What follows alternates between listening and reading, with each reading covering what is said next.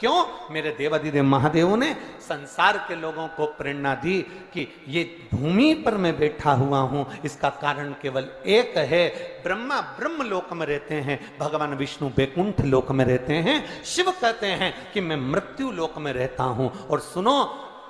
जो मृत्यु लोक में रह रहा है, अगर तुम्हारी बहू जो तुम्हारे पास में रह रही है, तुम्हारे ऊपर तकलीफ आई, तुम्हारे ऊपर दुख आया, तुम्हारे ऊपर कष्ट आया, तुमने अपनी एक बहू जो कि नागपुर में रह रही थी, एक बहू जो पूना में रह रही थी, एक बहू जो इंदौर में रह रही थी, तुमने फोन लगाकर उस बहू को अपनी तकलीफ बताई कि मेरी छाती में दर्द हो रहा है, मेरे घुटने में दर्द हो रहा है, तो वो जो बाहर बहू रह रही है वो कहेगी मम्मी डॉक्टर को दिखाने चले जाओ, और जो पास में बहू रह रही है वो तुरंत दौड़ कर आएगी और मल्लम लगा कर जाएगी। कितना भी लड़ाई हो गई हो, कितना भी विवाद हो गया हो, पर तुम्हारे ऊपर अगर तकलीफ आएगी तो जो पास में बहू रह रही है, भले बोलचाल नहीं हो, फिर भी वो आकर खड़ी हो जाती है। उसी तरह ब्रह्मा ब्रह्म लोक में, भगवान बैकुंठ लोक में, और मेरा शिव मृत्यु लोक में है। तुम जब बुलाओगे मेरा शंकर उसी समय पर दौड़कर तुम्हारे पास में आकर खड़ा हो जाता है, क्योंकि वो मृत्यु लोक का निवासी है,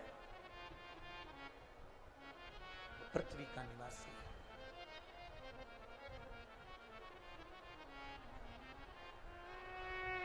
है।